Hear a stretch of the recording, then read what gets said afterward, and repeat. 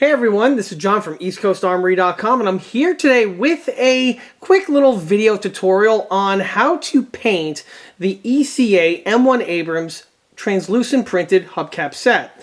I went over these components in a bit more depth in previous videos. However, while I was working on the current M1 project that you see in front of you, while I was doing that build, I actually went ahead and filmed some extra scenes on how to paint the hubcaps. When it came time for editing and putting the video together, I had to omit these scenes out because the addition of them were just going to make the video even all that much more longer than it already is. So I figured I might as well make this a standalone video for anyone out there who has these sets and or something similar and are looking to paint them in a certain way. This should be a fairly quick video, but with that in mind, I hope you all enjoy. Continuing along takes us to the model at this point here where it's actually winding down project-wise.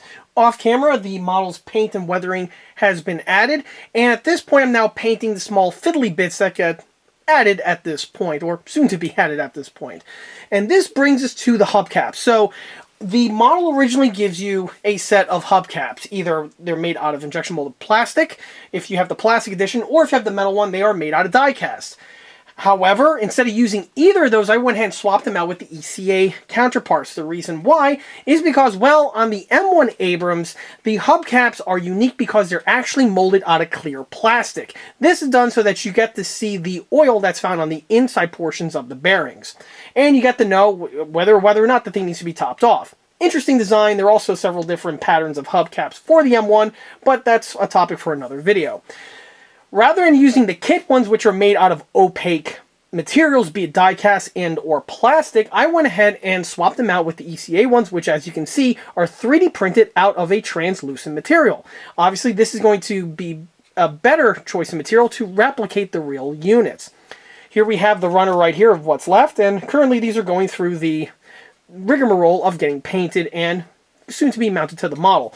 And as for painting them, I have to do something special with these units over here because of the way that they are manufactured. Just like with the other components on this model, everything needs to be first primed in order to receive the coat of base coat and then later on the weathering. And these pieces here are absolutely no different. However, unlike the other parts where I could just hit it with a can of flat black spray paint and then move on from there, these I have to do things in a slightly different way because, again, of the clear plastic nature of these parts.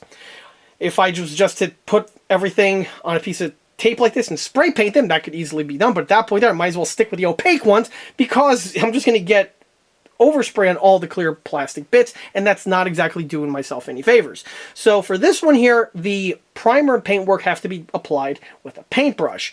So to do this, you could do this one of two ways. You could just carefully go in here with the paintbrush and paint the pieces meticulously, which of course will work, but let's just say it's something that you may want to do at the end of the night when you're just looking to unwind and relax and you need to be distracted.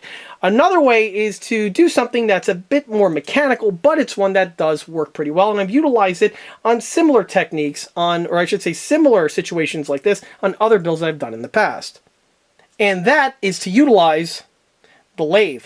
So in order to paint the pieces, I'm going to go ahead and just snap the unit off of the sprue here, deburr accordingly with my finger, and then I'm going to go ahead and put the component into the chuck. With the way these pieces are designed, they are just like the original Hen Long ones, which is again why they're designed to be a direct replacement, where we have the stem here, which is the portion of the hub which would be metal on the real unit. This would be the part that would rotate and has the bearings in it, so it would be made out of metal. And then we have a small little collar on this portion over here where it's stepped down, and this is the part that actually plugs into the Hen Long road wheel. Obviously the top portion does not get touched at all because that's the part that would be clear plastic. So to put the component into the chuck here, I'm just going to have the jaws over here grab onto the step down portion, which get inserted into the wheel.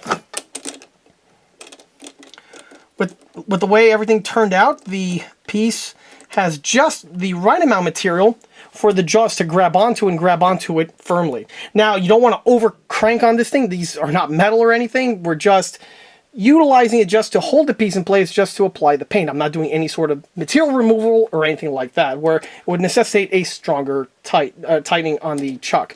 Also, the pieces being made out of this material, they are a bit frail, and you don't want to apply that much pressure because you could easily crack them. So just use your head. Just a little bit of tension is really all that's required. Test it by turning on the lathe, making sure that the piece is true. If it wibble wobbles, that's obviously a problem. You have to readjust. So for the primer, like I always use or mention on my builds, I like to roll with flat black. However, I'm not going to be utilizing spray paint for this. Instead, I'm just going to be utilizing some Tamiya flat black acrylic XF1. Make sure the stuff is nice and mixed, which was done off camera because I already did the other unit. And this, by the way, is the last one I need to do, so hopefully this comes out on camera. So what you're going to do is you're basically just going to dip the brush into the paint, turn on the lathe, and I'm just going to start from the back and work my way up to the front portion where we have the small little inset here, which is where the metal portion would end and the clear plastic component would begin. It's a really simple technique, and hopefully I can get it on camera.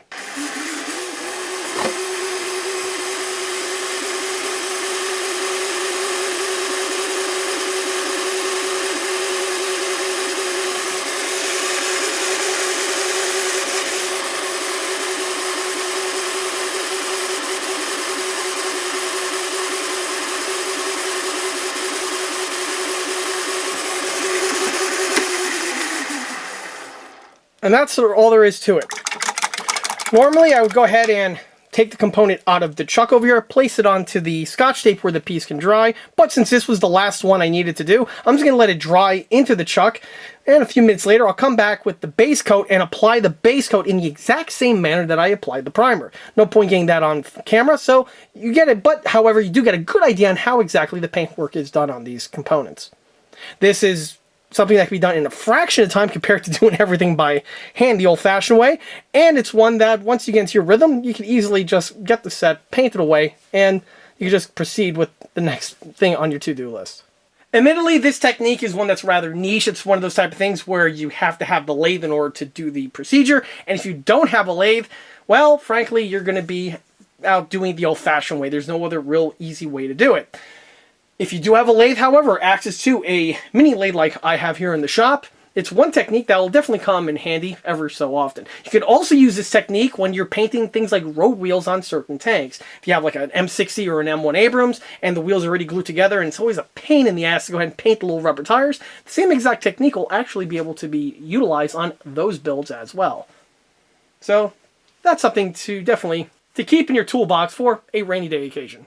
Continuing along brings us to the hubcaps now being fitted in place. These are the same ones from before, and here you get to see what they look like fully painted and weathered and ready for installation. So in addition to painting the side section and weathering them to match the rest of the vehicle, I also went ahead and painted the little fastener and the washer that's integrally printed on the sets. On the real M1 Abrams, these are secured to the center spindle section with the use of what appears to be a standardized galvanized steel bolt and washer. To replicate this, just a simple swipe of silver paint was utilized with a paintbrush, and then once everything is all set, it's ready for installation. Here you get to see what the pieces look like fitted in place. The ECA units are a direct replacement for the stock components, either being the plastic or the metal upgraded ones, and just drop directly into the kit section as the kit originally intended. To help secure them in place, I do not use super glue on these. Instead, I just utilize just some white glue. The white glue does a good job with keeping everything in place where it needs to be.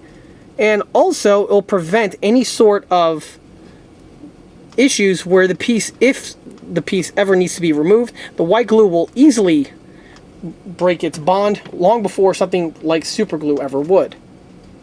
So the piece, once the glue is added, I just go ahead, line the piece up, and just press it into the appropriate location. At this point here, we can compare and contrast what the ECA versions look like compared to the stock plastic ones. And also, for those who are inclined, the metal ones, because a lot of people out there seem to think that just because it's metal, it's better, and that is most certainly not always the case. These components here definitely being included.